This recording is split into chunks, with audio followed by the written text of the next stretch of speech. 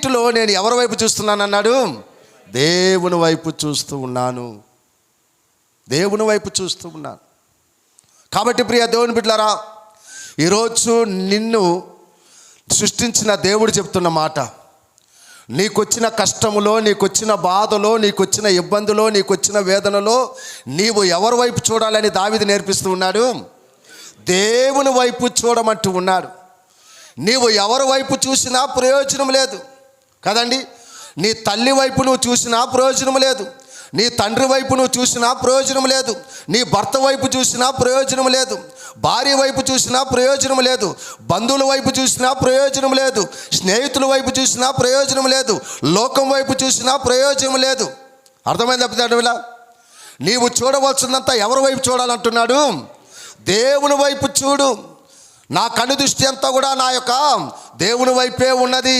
నా కను దృష్టి, నా బాధను తొలగించేవాడు ఆయనే, నా కష్టాన్ని తొలగించేవాడు ఆయనే, నా హృదయ వేదనలను తీసివేసేవాడు ఆయనే, నా ఇక్కట్టైన పరిస్థితుల నుంచి నన్ను విడిపించేవాడు కూడా ఆయనే. ఆయనే. என் கஷ்டத்தில் என் துன்பத்தில் என்னை விடுவிக்கிறவரு அவர் மட்டும்தான். அவர் மட்டும்தான் இல்லையா? என் கூட இருக்கிற பொண்டாட்டியோ, இல்லைன்னா என் ஹஸ்பண்டோ, என் தாயோ, என் தகப்பனோ, என் உறவினரோ ஒட்டுனரோ, இல்லைன்னா எனக்கு இருக்கிற பணமோ, எனக்கு இருக்கிற ஜாபோ, இல்லைன்னா உலகத்தில் இருக்கிற மனசுனோ, இந்த உலகமோ யாரும் உன்னை உன் கஷ்டத்தில் விடுவிக்க முடியாது.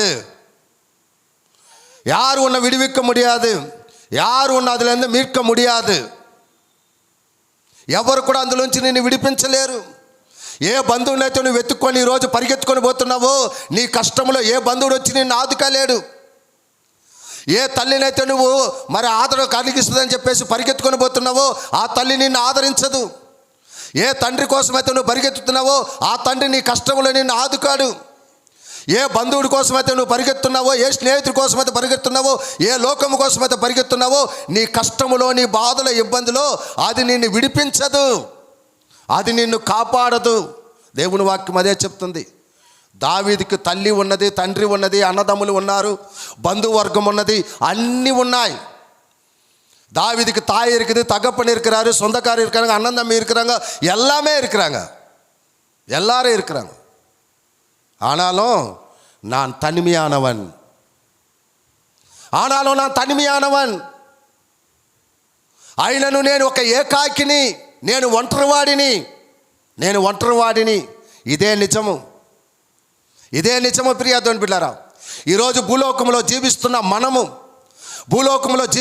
మనము ఎవరి మీద అయితే ఆధారపడతామో, అయ్యో నన్ను చూసుకునేదానికి నా భార్య ఉన్నది, నన్ను చూసుకునేదానికి నా భర్త ఉన్నాడు, నన్ను చూసుకునేదానికి నా తల్లి ఉన్నది, నన్ను చూసుకునేదానికి నా తండ్రి ఉన్నాడు, నన్ను చూసుకునేదానికి నా అన్న ఉన్నాడు, నా తమ్ముడు ఉన్నాడు, నా స్నేహితులు ఉన్నాడు, నా ఉద్యోగం నన్ను కాపాడద్ది, అర్థమైంది, నా బ్యాంక్ బ్యాలెన్స్ నన్ను కాపాడద్ది, ఈ ప్రపంచంలో ఎవరో ఒకరు నన్ను ఆదుకుంటారని చెప్పేసి ఒకవేళ నువ్వు అనుకొని జీవిస్తూ ఉండొచ్చు. కానీ మానవుని యొక్క జీవితం అంతా కూడా దేవుడు చెప్తున్నది, దావీదు ద్వారా మనకు దేవుడు నేర్పించేదంటే, నీవు ఒక ఏకాకివి, నీవు ఒక ఒంటరిదానివి, నీవు ఒక ఒంటరివాడివి.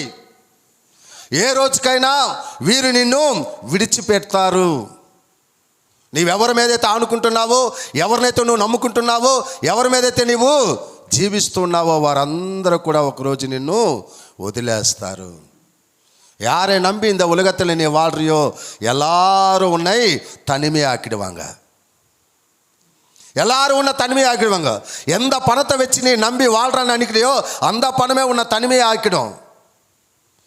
எந்த உத்தியோகத்தை வச்சு நான் என்ன இது காப்பாற்றன்னு சொல்ல அந்த உத்தியோகமே உன்னை தனிமையாக்கிடும். நிரந்தரமான ஒரு ஆசீர்வாதத்தை கொடுக்கிறது, உன்னை காப்பாற்றுகிற ஒரே ஒரு இது, நீயும் நான் ஆராதிக்கிற இயேசு கிறிஸ்து ஒருவர் தான். அவர் மட்டும்தான் உனக்கு எல்லா విధத்திலும் துணையா నిప్పారు. నిరంతరము నీకు తోడై ఉండి నిన్ను నడిపించే దేవుడు ఒక్కడే, ఆయనే ప్రభు అయిన యేసు క్రీస్తు ఒక్కడ మాత్రమే. అందుకే దావీదు అంటున్నాడు, అందరూ ఉన్నా నేను ఏకాకిని, ఏ ఒక్కడు నా బాధలో నన్ను ఆదుకారు, ఏ ఒక్కరు నా వేదనలో నన్ను ఆదుకారు, ఏ ఒక్కరు నా కష్టంలో వచ్చి నన్ను ధైర్యపరచరు. దేవా నా కను దృష్టి ఎప్పుడు నీ మీదనే, నేను ఎప్పుడు నీ మీదనే ఆధారపడి జీవిస్తాను. என் கண்கள் எல்லாம் உன்னை நோக்கி தான் பார்க்குது. என் కష్టத்தில் எல்லாத்துலேயும்.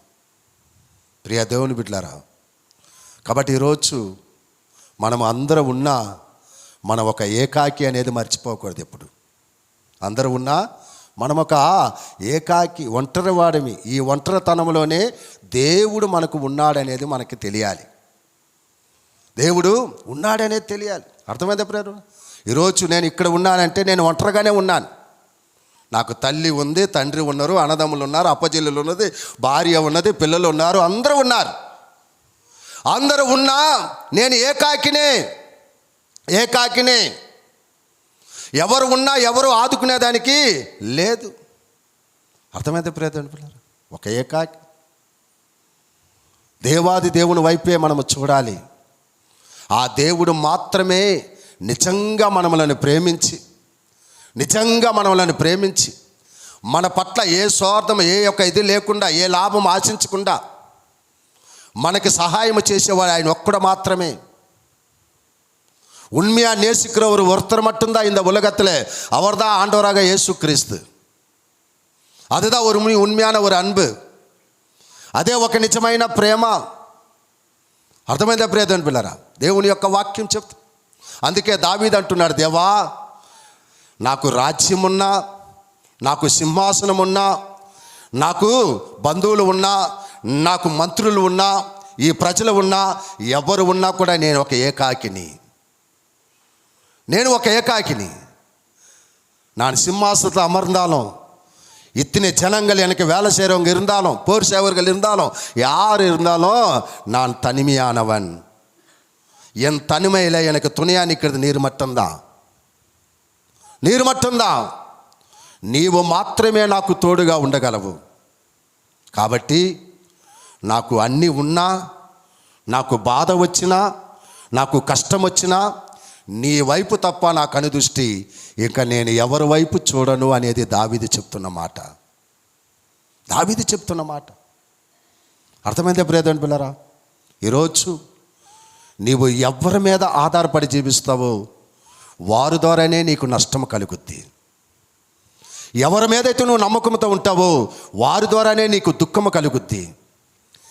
ఎవరి మీదైతే నీవు విశ్వసించి వీళ్ళు నన్ను ఆదుకుంటారంటావో వారి ద్వారానే నీవు కన్నీరు కారుస్తావు.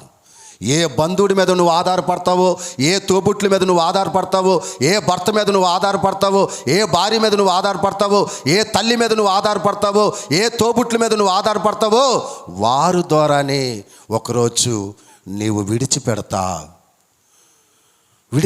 నువ్వు వారి ద్వారానే నీవు దూరం అయిపోతావు. వారి ద్వారానే నీవు ఒక ఏకాకిగా మారిపోతావు. వారి ద్వారానే నీవు ఒంటరితనం అయిపోతుంది. అందరూ ఉన్నా కూడా ఒకరోజు నువ్వు ఒక ఏకాకిగా నీవు కనిపిస్తావు. ఏకాకిగా ఎవరు కూడా మనల్ని బలపరచలేరు. అర్థమైంది ప్రియమైన? ఇప్పుడు మీకు దేవుని సన్నిధిలో ఉండి చెప్తున్నాను, నా భార్యతో మాట్లాడి 1.5 నెల అయింది, 1.5 மாதம். காரணம் ஒன்றும் இல்லை, நீங்கள் வரணும். இதுதான் சண்டை எங்களுக்கு, నువ్వు ఇక్కడికి రావాలి. ఇది మాత్రమే మాకు తగాదులు, వేరే తగాదులు ఏమి లేవు.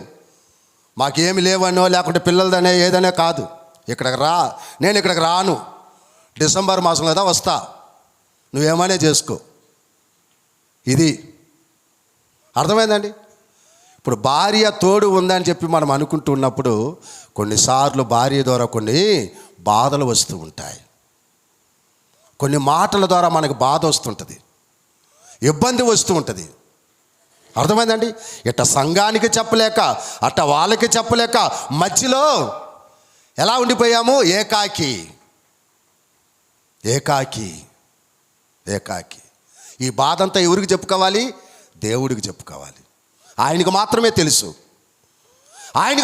తెలుసు. దావీదు అదే అంటున్నాడు, నా బాధ, నా వేదన, నా హృదయ వేదన, నేను ఎటువంటి ఇరుకులో ఇక్కట్టంలో నేను ఉన్నానో దేవా నీకు మాత్రమే తెలుసు. కాబట్టి ఏ మానవుడు అర్థం చేసుకోలేడు, ఏ భార్య అర్థం చేసుకోలేదు, ఏ భర్త అర్థం చేసుకోలేరు, ఏ తల్లి అర్థం చేసుకోలేదు, ఏ తండ్రి అర్థం చేసుకోలేరు, ఏ యొక్క తోబుట్లు అర్థం చేసుకోలేరు.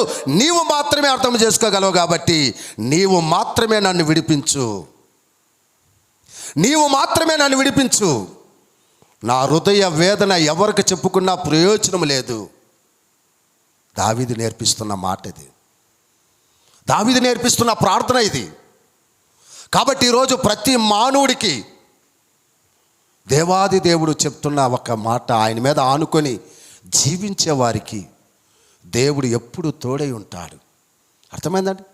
ఈ లోకంలో అన్ని ప్రేమల కంటే గొప్ప ప్రేమ దేవునికి తర్వాత ఏది చెప్పండి?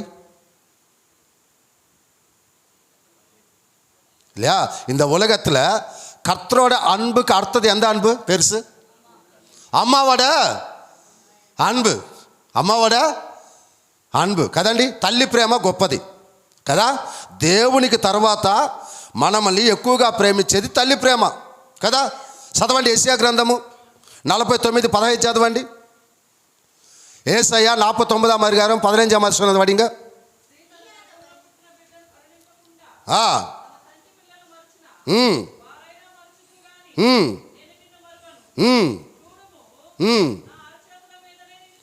ఆమెన్.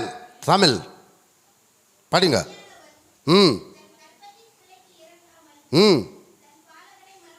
மறப்பாலோ கொஸ்டின் மார்க் அங்க.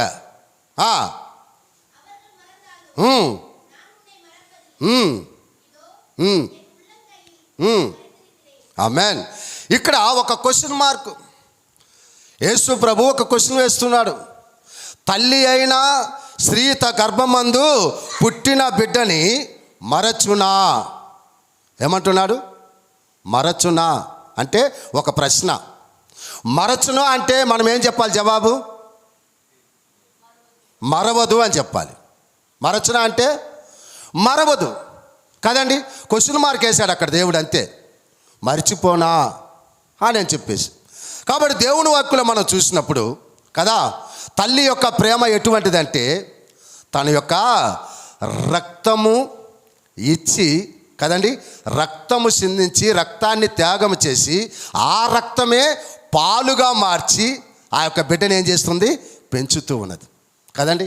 చాలామంది చెప్తూ ఉంటారు 100 రక్తపు బొట్లు అంట, ఒక బొట్టు పాలంట. తల్లులకు తెలుసు ఆ విషయం. 100 రక్తపు బొట్లు కదండి, ఒక చుట్టు పాలు. ఆ పాలు ఇచ్చి పిల్లల్ని ఏం చేస్తుంటుంది? పెంచుతూ ఉంటుంది. అందుకే స్త్రీ తన గర్భమందు పుట్టిన బిడ్డని మరచునా? ఆమె త్యాగం గురించి దేవుడు చెప్తున్న మాట, ఆ తల్లి గురించి దేవుడు చెప్తున్న మాట. ఆ యొక్క స్త్రీ యొక్క ధర్మాన్ని, ఆమెని, ఆ యొక్క ఔన్నత్యాన్ని దేవుడు అక్కడ గొప్ప చేస్తున్నాడు. ఇంకా మనం చూసినామంటే ఆ యొక్క యెషయా గ్రంథంలోనే 66వ అధ్యాయం 13వ వచనం చదవండి. యేసయ్య 66వ అధికారం 13వ వచనం పడింగా. యేసయ్య 66:13.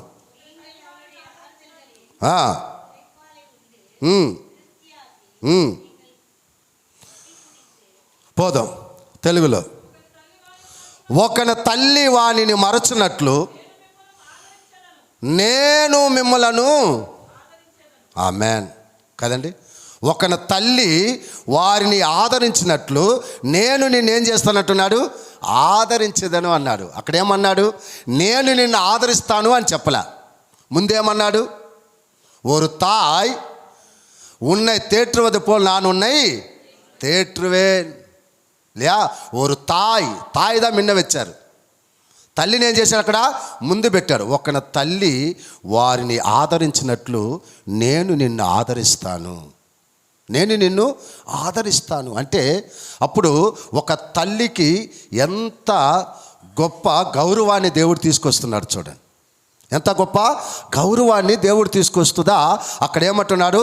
స్త్రీ తన గర్భమందు పుట్టిన బిడ్డని మరచునా? తల్లి మర్చిపోద్దా అని చెప్పి అంటూ ఇక్కడ ఆయన తెలియచేస్తున్న మాటని మనం చూస్తున్నాం. ఒక తల్లి వారిని ఆదరించినట్లు అంటే అక్కడ స్త్రీకి ఇవ్వవలసిన యొక్క గౌరవాన్ని దేవుడు అక్కడ ఇస్తూ ఉన్నాడు. ఆ తల్లికి ఎంత ప్రాధాన్యత ఉన్నదో ఆ ప్రాధాన్యతను దేవుడు ఇస్తూనే ఆయన ఏం చేశాడంటే, అందుకే ఆయన సిలువలో కూడా రక్తము కారుస్తూ కూడా ఆయన ఏం చేశాడు, సిలువలో తన ప్రాణం పోతూ ఉన్నది కదండి, చాలా వేదనతో అక్కడ ఉన్నాడు. ఉంటూ కూడా అక్కడ తన యొక్క శిశువుని పిలిచి ఇదిగో నీ తల్లి, ఇదిగో నీ తల్లి, ఈ తల్లిని ఇక మేట ఈ తల్లి నీతోటి ఉంటుంది, ఈ తల్లి నీతో ఉంటుంది. అర్థమైందండి? మనం మీద కొత్త నిబంధనలు చదువుకున్నాం కదండి. యోహాను సువార్త 19:27 చదివాం మనం. இல்லையா? யோவான் எழுதின சுவிசேஷம் 19ஆம் அதிகாரம் 27வது வசனம் படிங்க.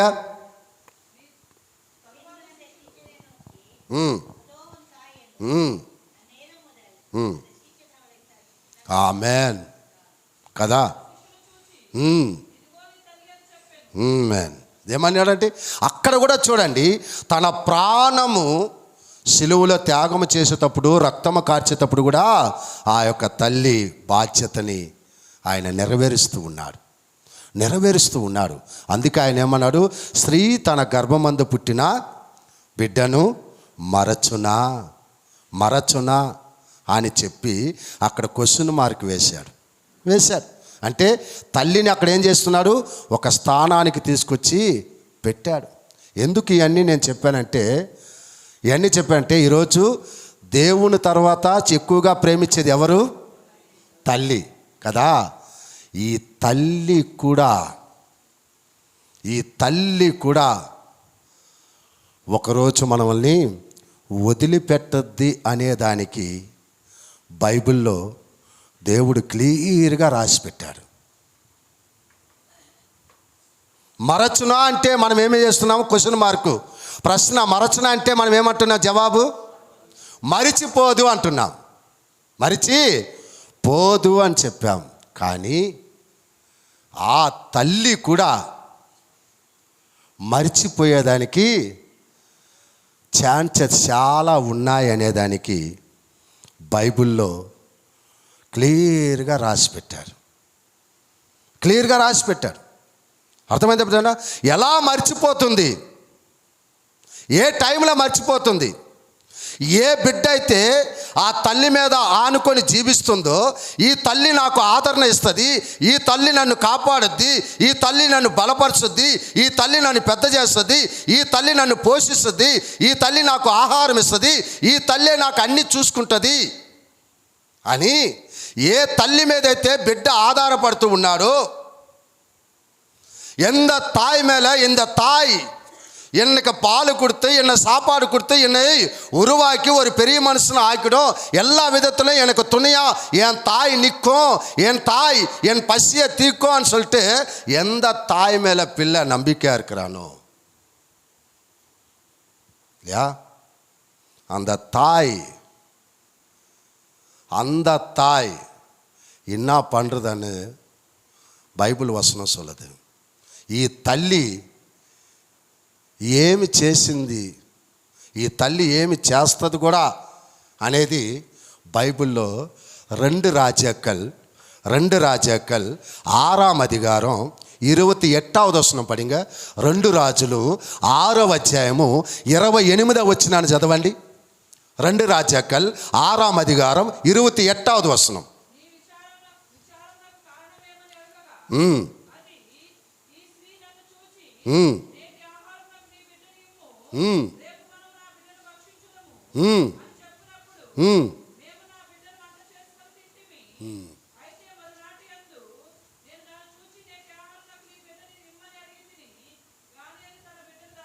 చాలు, తమిళ్లో పడింగ.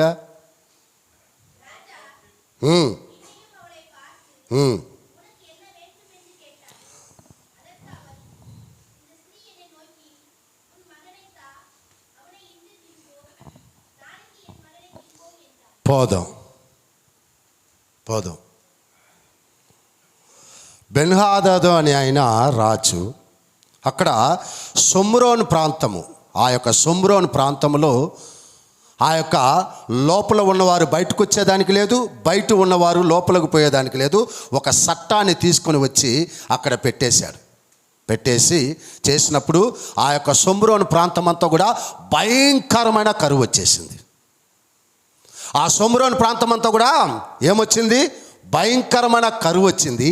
తినేదానికి ఏమీ లేదు, తిండి కూడా లేదు. சாப்பிட்றதுக்கு உணவு கூட இல்லாமல் அந்த நாட்டில் பஞ்சம் வந்தது. அந்த நாட்டில் என்ன வந்தது? பஞ்சம் வந்தது. இப்போது 2 தாய்மார்கள் அங்கே இருக்கிறாங்க. 2 தாய்மார்கள் அந்த ஊர்லேயே இருக்கிறாங்க. இந்த 2 தாய்மார்கள் என்ன பேசிக்கிறாங்க? ఈ 2 తల్లులు ఏం మాట్లాడుకుంటున్నారు?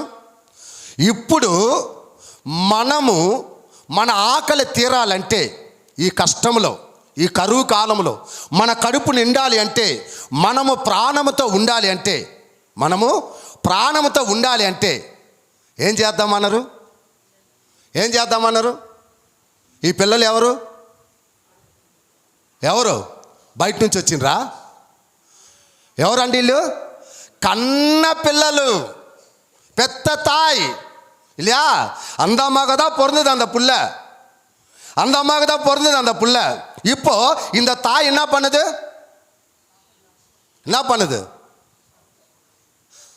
எதுக்கு? பசிக்காக. பசியால் பசி வந்தால் புள்ள கூட தூங்கான்னு சொல்லுவாங்கல்ல இல்லையா? புல்லு கூட துண்ணான்னு சொன்னாங்க. ஆனால் இங்கே பிள்ளையே துண்ணுது. இங்கே என்ன பண்ணுது? புள்ளைய சூப்பராக எடுத்துன்னு வந்து என்ன பண்ணுது? கட் பண்ணி కదా. உலகத்திலேயே ஆண்டவரோட அன்புக்கு அடுத்தது எது? தாயோட அன்பு. இப்போ எங்கே காட்டுது அந்த அன்பு? இப்போ அன்பு இருந்தால் அந்த புள்ளைய கட் பண்ணுமா? இல்லையா? ஒரு கறி கட் பண்ணுற மாதிரி கட் பண்ணி அதை அடுப்பில் போட்டு இல்லையா வேக வச்சு தன் பசியை தீர்த்துக்கினாங்கன்னு சொல்லிட்டு அங்கே வசனம் சொல்லுது. இதை வச்சு தான் ஆண்டவர் அங்கே பேசினார். స్త్రీ తన గర్భమందు పుట్టిన బిడ్డని మరచునా వారైనను మరుచుదురు గాని అన్నాడు. అక్కడ కన్న బిడ్డ తన ఆకలి బాధకి అంటే ఒక తల్లికి కూడా శ్రమ వచ్చినప్పుడు, కష్టం వచ్చినప్పుడు, బాధ వచ్చినప్పుడు, ఇబ్బంది వచ్చినప్పుడు, వేదన వచ్చినప్పుడు ఏం చేస్తుంది ఆ తల్లి? తన బిడ్డనైనా కూడా వదిలేసే ఛాన్స్ ఉంది. తన బిడ్డనైనా కూడా చంపే ఛాన్స్ ఉంది. ఈరోజు ప్రపంచంలో ఎంతమంది తల్లు తన యొక్క పిల్లలను చంపలేదు. எத்தினி தாய்மார்கள் பெத்த பிள்ளைங்களே ரோட்டில் விட்டுட்டு போனவங்க இல்லையா, கிணத்துல போட்டவங்க, சாவடிச்சவங்க இல்லையா, సావసిటి మూట కట్టినవங்க, కన్న బిడ్డని కారణం ఒకటి తన అక్రమ సంబంధము, లేదంటే వేరే దేనికైనా డిస్టర్బెన్స్ ఉంటే ఆస్తి ఒక ప్రాబ్లము కదా, ఆస్తి ప్రాబ్లము. ఇవన్నీ కన్న బిడ్డనే. లేటెస్ట్గా వచ్చిన ఇది తల్లి తండ్రి ఇద్దరు కలిసి ఒక బిడ్డని చంపేశారనేది లేటెస్ట్గా వచ్చిన ఒక న్యూస్. అది 10 రోజులు అవుతుంది అంతే. 10 days தான் ஆகுது. பெத்த தாய் இல்லையா, ரத்தத்தை கொடுத்து அந்த ரத்தமே பாலாக உருவாக்கி அந்த பால் கொடுத்து வளர்த்த தாய், రక్తపు బొట్టిని పాలుగా మార్చి పాలిచ్చి పెంచిన ఒక తల్లి, ఆ తల్లి కన్న బిడ్డని చంపేస్తున్నది. అర్థమైందండి? బైబిల్లో రాసిన ప్రతి మాటలు నెరవేర్చుకుంటూ వస్తున్నాయి. ఇప్పుడు కనుదృష్టిలో మనము చూస్తూ ఉన్నాం.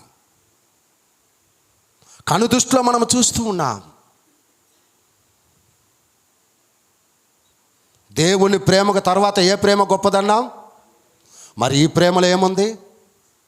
ఈ ప్రేమకు కూడా కష్టం వస్తే, ఈ ప్రేమకు కూడా ఆకలి బాధ వస్తే, ఈ ప్రేమకు కూడా శ్రమ వస్తే కన్న బిడ్డని కూడా చూడదు, కన్న బిడ్డని కూడా చూడదు. అందుకే దావీదు అన్నాడు, దేవా నేను ఏకాకిని, నా దృష్టి అంతా కూడా నాయనా నా తల్లి మీదనో, నా తండ్రి మీదనో, నా బంధువుల మీదనో, నా అన్నదమ్ముల మీదనో, లేకుంటే రాజ్యాంగం మీదనో, నా సింహాసనం మీదనో, ఈ లోకం మీదనో కాదు. నా కన్ను దృష్టి, నా సర్వం అంతా నీవు తప్ప నాకు ఎవరు లేరు నాయన. నాకు నువ్వే కావాలి, నాకు నువ్వే కావాలి. నీకు ఆకలి బాధ వచ్చినా, నీకు వేదన వచ్చినా, నీకు శ్రమ వచ్చినా కదా, నీకు దాహం వేసినా నా కోసం నువ్వు ప్రాణమైనా పెడతావు, కానీ నా ప్రాణం నువ్వు తీవు. అది దేవుని ప్రేమ, అది దేవుని ప్రేమ. తల్లి ప్రేమ కంటే దేవుని ప్రేమ చాలా గొప్పది. అది అందులో ఏ యొక్క స్వార్థం లేని ప్రేమ, స్వార్థం లేని ప్రేమ. కొన్నిసార్లు కష్టాలు, ఇబ్బందులు, బాధలు వచ్చినా మనలో కన్నోళ్ళే మనల్ని దూరంగా వదిలేస్తారు. మనతోటి ఉండేవాళ్ళే మనల్ని దూరంగా వదిలేస్తారు. మనకి ఎప్పుడు తోడుగా ఉండి ప్రతి కష్టములో, ప్రతి బాధలో, ప్రతి హృదయ వేదనలో, ప్రతి ఇబ్బందిలో మనములని విడిపించి, ఆదరించి, మనములు పోషించి నడిపించేవాడు నీవు నేను ఆరాధిస్తున్న దేవుడు ఒక్కడే. ఆయన ఒక్కడే. కాబట్టి ఈరోజు ఆ దేవుని మీదనే మన కనుదృష్టి ఉండాలి. கஷ்டத்திலையும் துன்பத்திலையும் வேதனையிலையும் கண்ணீரில் எல்லாத்திலையும் நம்மை நோக்கி பார்த்து நமக்கு உதவி செய்கிற ஒரே ஒரு ஆண்டவர் நீயும் நான் ஆராதிக்கிற ஒரு ஆண்டவர். அதனால் நம்ம இந்த உலகத்தில் இருக்கிற நாட்களெல்லாம் நம் கண்கள் யாரை நோக்கி பார்க்கணுமா? கர்த்தரை நோக்கி பார்க்கணும். அவர் மட்டும்தான் நமக்கு உதவி செய்கிற ஒரு ஆண்டவர். அவர் மட்டும்தான் உதவி செய்கிற ஆண்டவர் இல்லையா? மனுஷனை நம்பினா மனுஷன் நமக்கு ஒன்றும் பண்ண முடியாது. ஏன்னா மனுஷனோட அந்த ஒரு சிந்தனை எப்படிப்பட்ட தெரியுமா? மனுஷனோட சிந்தனை படிங்க. சங்கீதம் 41:7 படிங்க.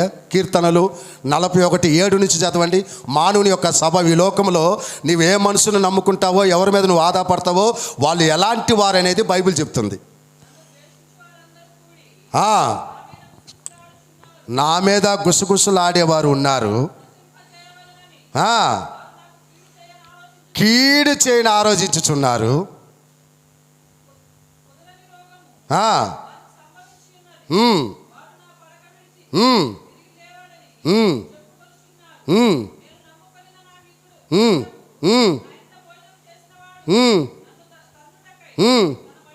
ఎత్తెను చాలు.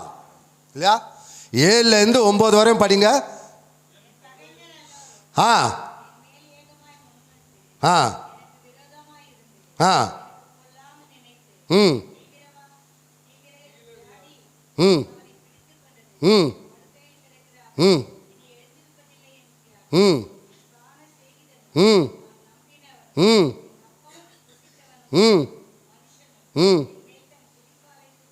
ஆமென். போதுமா? இந்த 2-3 வசனத்தில் மனுஷனோட இல்லையா அந்த இது என்னன்றது, அந்த இருதயம் என்னன்றது புரியுதா? அவனோட செயல்கள் என்னன்றது கிளியராக சொல்கிறார் ஆண்டவர். இதுதான் எப்படிப்பட்டவனா, உன் மேலே பகையாக இருக்கிறவன் எப்படி இருப்பானா, உன் மேலே முறுமுறுத்து இல்லையா, உன்னை பற்றி முறுமுறுத்து இது பண்ணின்னு உன்னை எப்படி பண்ணுறாரு அவனா, நீ உனக்கு தீமை செய்கிறவனா இருக்கிறானா. నీ ఎంత మనసుని నీ నంబరియో, ఏ మనిషి మీద అయితే నీవు నమ్మకం కలిగి జీవిస్తున్నారో ఆ మానవుడే నీకేం చేసేవాడంట, కీడు చేసేవాడు అని చెప్పాడు. ఒకటి. రెండవది కదా, నీకు బాగా లేకుండా రోగముతో నువ్వు పండుకొని ఉన్నప్పుడు నిన్ను చూసేదానికి వచ్చిన వారు ఏమి కోరుకుంటారంట? உனக்கு உடம்பு சரியில்லாமல் படுத்துன்னு இருந்தா இப்போ வந்து பார்க்குறாங்க உன்னை இல்லையா, வந்து பார்க்குறாங்க. பார்க்குறவங்க பார்த்துட்டு பிறகு அந்த பார்க்குற நேரத்தில் என்ன சொல்லுவாங்க?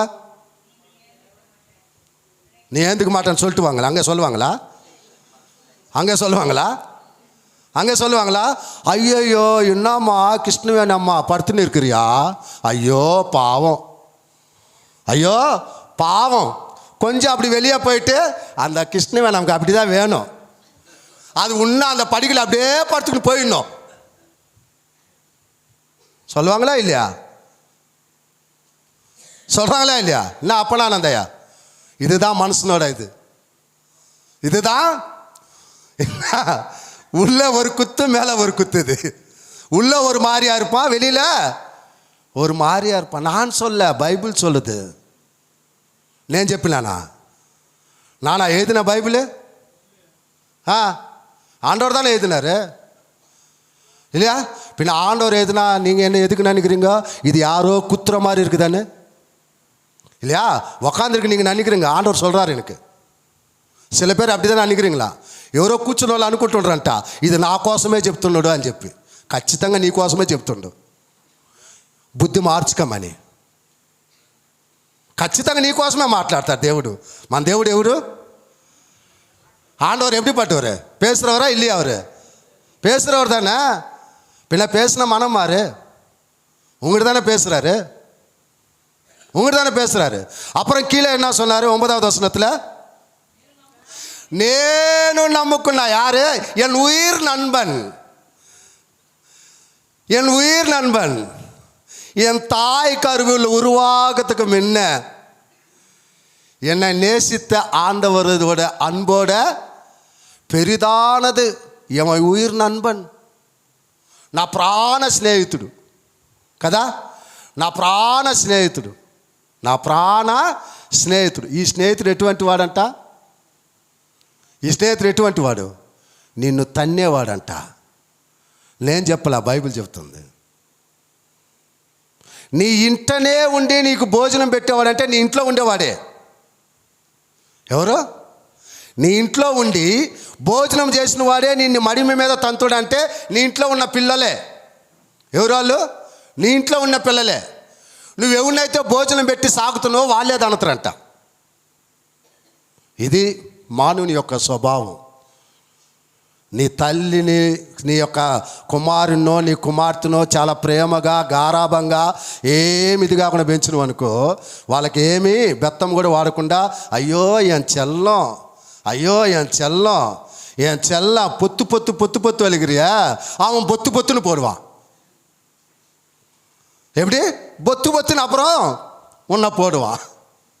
பைபிள் சொல்லுது, நான் சொல்ல. அதனால் எல்லா அன்பு எப்படிப்பட்டதான்? உலகத்தில் எல்லாமே பொய்யானது தான் இல்லையா? நீ படுத்துன்னு இருக்கிறப்போ உன் புள்ளையே நீ வந்து அவனை வளர்த்த எல்லாம் பண்ண, உடம்பு சரியில்லாமல் நீ படுத்துன்னு இருக்கிற. படுத்துன்னு அங்கே இரும்புன்னு இருக்கிறப்போ எத்தனை தாய்மார்களை நம்ம பார்க்கல, எத்தனை பாட்டிமார்களை நம்ம பார்க்கல இல்லையா? எத்தனை தாத்தாக்களை நம்ம பார்க்கல. அவங்க இரும்புனே இருந்தாங்க. இவன் அங்கேருந்து என்ன பண்ணுவான் தெரியல, என்ன எப்போ பார்த்தாலும் இரும்புனா, நீ போனாலும் நல்லா இருக்கும் சொல்கிறாங்களா இல்லையா? ஆமாவா இல்லையா? சொல்லுங்க, சொல்கிறாங்களா இல்லையா? நீ இப்படி இரும்பி எல்லாரும் டிஸ்டர்ப் பண்ணுறதோட நீ போயிட்டேன்னா நல்லா இருக்குமே. அவன் விரும்புறது அது. ஆனால் ஆண்டவர் உனக்கு ஆயுஷ் நாட்கள் கூடி இல்லையா, உன்னை ஆரோக்கியத்தை கொடுத்து உன்னை சுகமாக்கணும்னு நினைக்கிறவர் தான் ஆண்டவர். அதனால் இந்த உலகத்தில் எல்லா அன்போட உண்மையான ஒரு அன்பு எது? அதுக்கு தான் தாவீது சொல்கிறார். ஆண்டவரே எனக்கு எல்லாம் இருந்தாலும் நான் తనిత్యా నిక్రవే, నాకు అందరూ ఉన్నా నేను ఒక ఏకాకినయ్యా. నా బాధ, నా వేదన, నా హృదయ వేదనలు, నా కన్నీరు, నాకున్న సమస్య అంతా నీకు మాత్రమే తెలుసు. నీవు మాత్రమే నన్ను విడిపించగలవు, నీవు మాత్రమే నన్ను కాపాడగలవు. ఇంక వేరే ఎవరు కాదు, వేరే ఎవరు నన్ను కాపాడలేరయ్యా. కాబట్టి నా కనుదృష్టి, నా జీవితకాలం నీ మీదనే. அவரோட ஜெபம் அதுதான், ఆయన ప్రార్థన అదే. దేవా, నేను జీవించినంత కాలం నేను నీ వైపే చూసి జీవించాలి, నేను నీ కోసమే జీవించాలి. కారణం, నా తల్లి కంటే, నా తండ్రి కంటే, నా అన్న కంటే, నా తమ్ముడి కంటే, ఈ యొక్క లోకము కంటే నన్ను ఆదరించే దేవుడు నీవే, నన్ను పోషించే దేవుడు నీవే, నా కష్టంలోంచి నన్ను విడిపించే దేవుడు నీవే కదా. ఈరోజు మనము ఈ దేవుని మీద నమ్మకం ఉంచి, ఈ దేవుని మీద విశ్వాసం ఉంచి మనము దేవాది దేవునిలో జీవించేదానికంటే మనం ఏం చేస్తున్నాము కదండి, మన బంధువుల మీద కదా మనకిచ్చిన వారి మీద మనము నమ్మకం కలిగి, వీరు నన్ను పోషిస్తారులే, వీరు నన్ను కాపాడుతారులే, వీరు నన్ను చూసుకుంటారంటే వాళ్ళు ఏం చేశారంట, ఆ తల్లులలో ఇద్దరు ఏం చేశారు, ఒక బిడ్డని తినేసిండ్రా లేదా? కన్న తల్లే తినేసింది కదా. రెండే తల్లికి మనసు ఒప్పక నా బిడ్డని నేను ఈయనని చెప్పి ఆమె దాచిపెట్టింది కాబట్టి ఈ మర్మం బయటపడ్డది. అర్థమైందండి. కన్న తల్లి కూడా ఆమెకు కష్టం వచ్చినప్పుడు బిడ్డను పక్కన పెట్టే అవకాశాలు ఉన్నాయి, బిడ్డను చంపేసే అవకాశాలు ఉన్నాయి కదండి, బిడ్డను పట్టించుకునే అవకాశాలు ఉన్నాయి. కన్న తల్లి అయినా, తండ్రి అయినా, అన్నదమ్ముడైనా, ఎవరైనా సరే, ఈ లోకంలో ఎవరైనా సరే. కానీ నిన్ను సృష్టించిన దేవుడు, తల్లి గర్భముల పిండముగా నిన్ను నియమించిన దేవుడు ఆయన అంటూ ఉన్నాడు, స్త్రీ తన గర్భమందు పుట్టినా ఆ సంటి బిడ్డను మరచునా వారైనా మరచుదురు, కానీ నేను మాత్రం నిన్ను మరిచిపోను. నా అరిచేతిలో నిన్ను చెక్కుకొని ఉన్నా, నా అరిచేతిలో నిన్ను పెట్టుకొని ఉన్నా. నా అరిచేతిలో, నువ్వెక్కడ లేవు, నా చేతుల మీద పట్టుకొని ఉన్నా నేను. నా చేతుల్లో నీ పాదములకు రాయి తగలకుండా, నువ్వు పడిపోకుండా ప్రతి విషయములో నీకు నేను తోడై ఉండి నిన్ను కాపాడేవాడిని నేను. ప్రతి విషయములో నీకు సహాయము చేసేవాడిని నేను. ప్రతి విషయములో నేను పోషించేవాడిని నేను. ప్రతి విషయంలో నీవు కన్నీరు కారిస్తే వెంటనే వచ్చి నీ కన్నీటిని తుడిచి నిన్ను ఆదరించేవాడిని నేను. ప్రతి కష్టములో నీవు నాకు మొరపెట్టినప్పుడు ఆ మొరకి జవాబిచ్చేది నేను. కాబట్టి నీవు నన్ను ఏమి చేయబాకు, మరిచిపోవద్దు కదండి. ఈ లోకం మనల్ని మర్చిపోవచ్చు, మనకిచ్చిన తల్లిదండ్రులు మనం మర్చిపోవచ్చు, కానీ నిన్ను నన్ను మరువని దేవుడు మన ప్రభు అయిన యేసుక్రీస్తు. ఆ దేవుని మీద మనము నమ్మకం కలిగి ఆ దేవుని కోసం జీవించాలి కదండి. ఈరోజు మనుషుల మీద నమ్మకం పెట్టుకొని కదండి, మనుషుల మీద ఆధారపడుతూ, బంధువుల మీద ఆధారపడుతూ కదండి మనం దేవుని ప్రార్థనలే వదిలేస్తాం, దేవుని వాక్యాన్నే వదిలేస్తాం, దేవుని మందిరాన్నే వదిలేస్తాం కదండి. అన్నీ వదిలేస్తాం మనం, అన్నీ వదిలేస్తాం కదండి. ఈరోజు నువ్వు ఎంత నీ బంధువుల కోసమో కదండి, నీ తోబుట్ల కోసమో, లేకుంటే నీ తల్లిదండ్రుల కోసమో నీవు పరిగెత్తుకుంటూ దేవుని వదిలిపెడతావో, నీకు కష్టం వచ్చినప్పుడు వాళ్ళందరూ వదిలిపెడతారు. నువ్వు ఎవరి కోసమైతే పరిగెత్తున్నావో రేపు వాళ్ళందరూ నిన్ను వదిలిపెడతారు. లాస్ట్కు నువ్వు ఏకాకి అయిపోతావు. ఆ ఏకాకి అయినప్పుడు నీకు అర్థమవుద్ది దేవుడేదని. ఈరోజు మనము ఈజీగా దేవుని మందిరాన్ని వదిలేస్తాం, ఈజీగా దేవుని ప్రార్థన వదిలేస్తాం కదండి. ఈజీగా మనం ఇది చేసుకొని దేవుని కంటే, దేవుని వాక్యం కంటే, దేవుని ప్రార్థన కంటే ఇది ఇంపార్టెంట్ అని మనం పోతాం చూసినవా. ఆ ఇంపార్టెంట్లోనే దేవుడు నీకు దెబ్బ కొడతాడు. వారిని బట్టే దేవుడు నీకు దుఃఖాన్ని తీసుకొస్తాడు, వారిని బట్టే దేవుడు నీకు బుద్ధి చెప్తాడు. వారిని బట్టే దేన్నైతే నువ్వు ప్రేమిస్తున్నావో దాన్ని నీ కా నుంచి లేకుండా చేసేస్తాడు. ఈరోజు మనం చాలామంది ఏమనుకోబాకండి, చాలామంది మనం చేసినట్టే ఒక్కోసారి మనము కొన్ని సాకులు చెప్తూ ఉంటాం కదా. ఎందుకమ్మా లేటుకు వచ్చావు అని అంటే, మా ఇంట్లో ముసలోళ్ళు ఉన్నాయా దానికోసం లేటుకు వచ్చావు. ఎందుకమ్మా నువ్వు తొందరగా పోతున్నావు, మా ఇంట్లో వాళ్ళు ఉన్నారయ్యా, వాళ్ళకి పోయి మేము అన్నీ చూసుకోవాలని. అప్పుడు దేవుడు ఆలోచిస్తుడు, చాలాసార్లు నా ప్రార్థనకి నువ్వు ఇలా చెప్పుకుంటున్నావు కదా, కాబట్టి నీకు ఏది డిస్టర్బెన్స్గా ఉందో దాన్ని నేను తీసేస్తా. దేవుడు అదే అన్నాడు, నాకంటే నువ్వు దేనిని ఎక్కువగా ఏది ప్రేమిస్తావో అది నీ దగ్గర లేకుండా చేస్తా అన్నాడు బైబిల్ చెప్పిన మాట. నాకంటే ఎక్కువగా నువ్వు దేన్ని ప్రేమిస్తావో అది నీ తల్లినైనా, నీ తండ్రినైనా, నీ కొడుకునైనా, నీ కుమార్తెనైనా, నీ భర్తనైనా, నీ భార్యనైనా, నీ అన్నదమ్మునైనా, నీ బంధువులైనా, ఎవరిని ప్రేమించినా స్పాట్లో కొద్ది రోజులకు దాన్ని లేకుండా చేస్తా అంటుండు. అలా బుద్ధి చెప్తా నీకు అంటున్నాడు.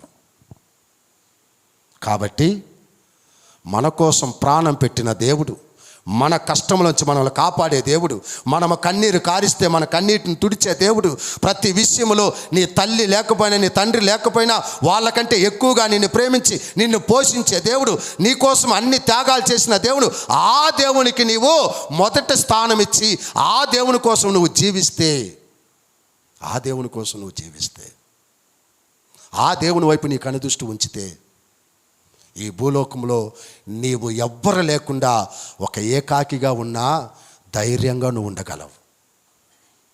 ధైర్యంగా నువ్వు ఉండగలవు.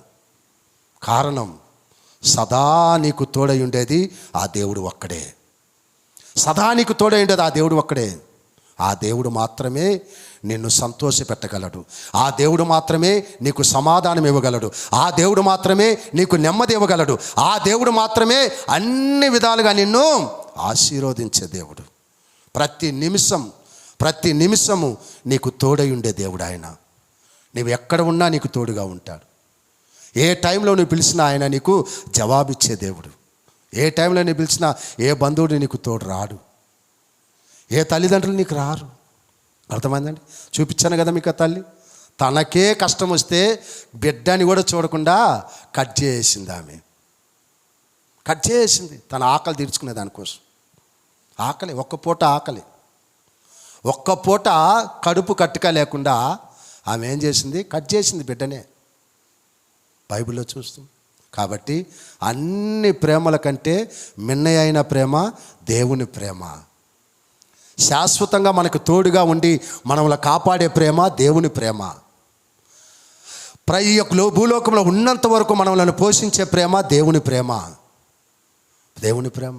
కాబట్టి దీనిని మనము ఈ వాక్యానికి, ఈ ప్రార్థనకి కదండి, దేవుని సన్నిధికి మనము ప్రాముఖ్యత ఇవ్వాలి కదా. ప్రాముఖ్యత ఇవ్వాలి. మనం అయ్యోతులు పెట్టేసి మనకి వీళ్ళు మనకి సహాయం చేస్తారు, వాళ్ళు సహాయం చేస్తారు, వీళ్ళు మనం ఆదుకుంటారులే, కష్టంలో వాళ్ళు ఆదుకుంటారులే అని చెప్పేసి దేవునికి దూరం అయిపోయి నువ్వు పరిగెత్తినవు అనుకో, రాబోయే రోజులలో వారి ద్వారానే నీకు బుద్ధి చెప్తాడు దేవుడు. ఆ స్థితిని మనము తెచ్చుకోకూడదు. దావీదుకి అది బాగా తెలుసు. దావీదుకి బాగా తెలుసు, నాకు కూడా పుట్టిన వాళ్ళు నాకేం చేయరు, నా తల్లిదండ్రులు నాకేం చేయరు, నాకు అన్ని విధాలుగా తోడై ఉండి నన్ను నడిపించేవాడు నా దేవుడు ఒక్కడే. దేవా, నా కష్టాల్లో, నా బాధలు, నా ఇబ్బందులు నాయన నేను ఎవరి వైపు చూడనయ్యా, నీ వైపే చూస్తా. నాకు నువ్వే కావాలి, నాకు నీవే కావాలి, నువ్వే కావాలి. కాబట్టి ప్రియ దేవుని బిడ్డలారా, ఈరోజు ఒకవేళ నీవు అలాంటి స్థితిలో, బాధలో, వేదనలో, హృదయ వేదనలో కదండి, దేంట్లో నువ్వు చిక్కుకొని ఇక్కడ కూర్చొని ఉన్నావో, ఒకవేళ ఈ కష్టాన్ని నా బంధువుడు తీరుస్తాడేమో, నా తల్లి తీరుస్తుందేమో, నా తండ్రి తీరుస్తాడు, నా అన్నదమ్ముడు తీరుస్తాడేమో అని ఒకవేళ నువ్వు అనుకుంటున్నావేమో, వారి ద్వారా నీకే సహాయము దొరికినా దొరకపోయినా, అర్థమైందండి, వాళ్ళ మీద ఆనుకునే దానికంటే దేవుని మీద నువ్వు ఆనుకుంటే 100% నీకు తోడుగా ఉండి నీకు సహాయం చేస్తాడు ఆయన. 100% నీకు సహాయం చేశాయన ఆయన, వారి ద్వారా నీకు వచ్చినా రాకపోయినా. కాబట్టి ఈరోజు మన కనుదృష్టి ఎవరి మీద ఉండాలి? దేవుని మీద ఉండాలి. మన జీవితం ఎవరి మీద ఆధారపడాలి? దేవుని మీద ఆధారపడాలి. కాబట్టి ఈరోజు నువ్వు ఏ బాధతో ఉన్నా సరే, ఏ హృదయ వేదంతో నువ్వు ఇక్కడ కూర్చొని ఉన్నా సరే, ఇవన్నీ ఎవరు తీరుస్తారని చెప్పి ఒకవేళ నువ్వు అనుకోవచ్చు, ఇందులో నుంచి నన్ను ఎవరు విడిపిస్తారో అనుకోవచ్చు. దేవుడు అంటున్నాడు, ఆ రోజు దావీదుని విడిపించిన దేవుడు ఈరోజు నిన్ను విడిపిస్తాడు, నిన్ను విడిపిస్తాడు. అర్థమైంది ప్రియదేవుడా? సంగీతం 25వ సంగీతం 18వ వచనం పడింగిపో. అలాగా దేవుడు నీకు తోడుగా ఉండాలంటే నీవేమి చేయాలి? దావీదు చేసిన పని చూడండి ఆడ. సంగీతం కీర్తనలో 25:18, సంగీతం 25:18 పడింగా.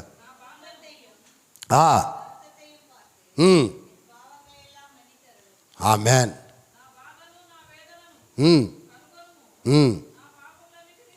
ఆమేన్. ఏమన్నాడు చివరికి ఆయన? అయ్యా, ఈ బాధ, ఈ వేదన, ఈ కష్టము ఇదిగో తండ్రి, ఒకవేళ నేను చేసిన పాపము ద్వారా వచ్చిందేమో, ముందేమన్నాడు? నా బాధని క్షమించు, నా పాపాన్ని క్షమించు, నా పాపానికి క్షమించిన ఆయన, ఇందులోంచి నన్ను విడిపించు, నీతో నేను జీవిస్తాను. నీతో జీవించాలంటే నా లోపల ఏముండకూడదు? పాపం ఉండకూడదు. పాపం ఉండకూడదు. ప్రార్థన, చివరి ప్రార్థన ఆయన చేసేది అది.